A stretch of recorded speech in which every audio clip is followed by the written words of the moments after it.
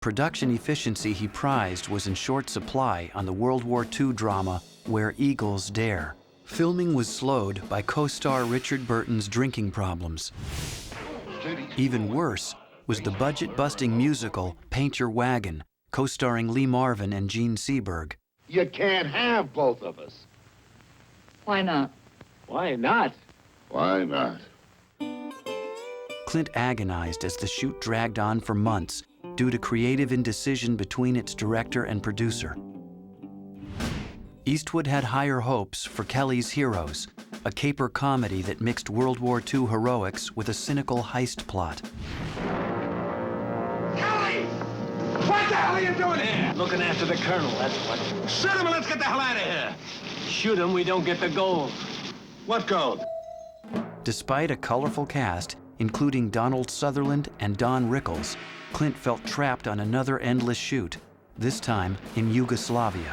I was only supposed to be there 3 weeks, and I wound up being there about 6 months. And to be with Clint 6 months is like being alone. Of course, he's a million laughs, Clint. Dozes off as you chat. Okay, Kelly. What is it? I want the intelligence report for this whole sector, and I need them in the next 2 hours. That's nice. What's in it for me? He was really a low-key guy. As a matter of fact, so low-key, when we came to Yugoslavia, my wife and I said, we'd like to live like Clint Eastwood lives, not realizing that at that time, Clint Eastwood, to him, heaven was a pickup truck and a dog. And so wife and I wound up living in like some shack that was falling down. They said, Clint loves it, loves these kind of places, you know. That's the kind of guy he is. These movies were boring to him, and they were big, overstuffed, overstarred epics that really aren't very good movies. He just wanted to be more in charge of his own on-screen destiny. What do you want to do next? Well, next I'm doing another film with Don Siegel called The Beguiled, which will be produced by my company with Universal Films. And, but if you're asking me what I'm going to do right this minute, I'm going to jump on my Norton and ride into town, have a sandwich or something. So I'll see you later, huh? By 1970, Clint Eastwood found himself the #2 box office draw in America, second only to Paul Newman. With fame came increasing scrutiny from the press and public. But the actor was willing to stay accessible to others within limits. He's always been very appreciative that he has a lot of people that really think he's great and love his work. But when people would cross the line, the temper would come out.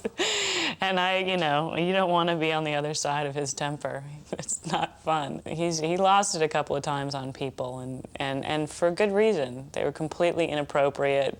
They got the old Eastwood lashing.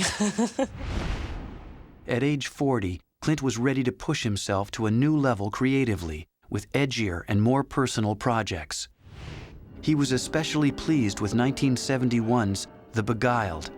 Eastwood played a smug Civil War soldier who seduces a group of sex-starved schoolgirls. Is he a helpless victim to be threatened, teased, enticed, loved at their will and pleasure? What do you want? I love you. Or is he a man, aggressive, wooing, demanding, who must love to stay alive? It's an interesting part for Clint because he's very passive in it.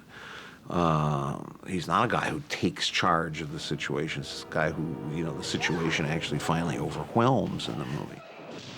I hope you're dead! A lot of people say, well, he's doing the same thing over and over again. He isn't. He isn't. While filming The Beguiled, Eastwood also enjoyed his first stint in the director's chair, making a promotional short about director Don Siegel.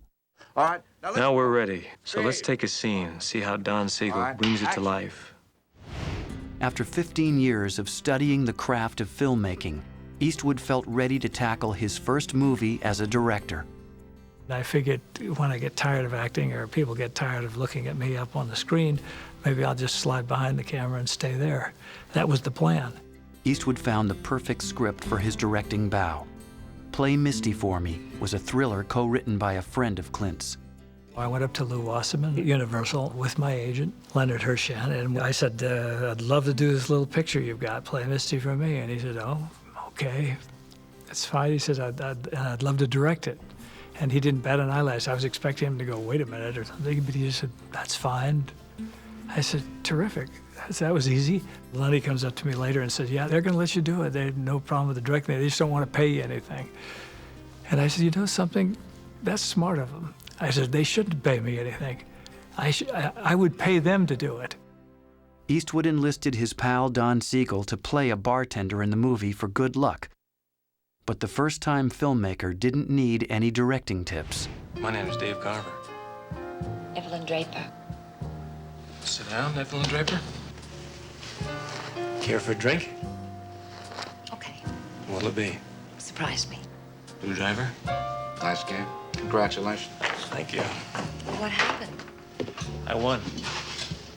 How? When? When you said okay.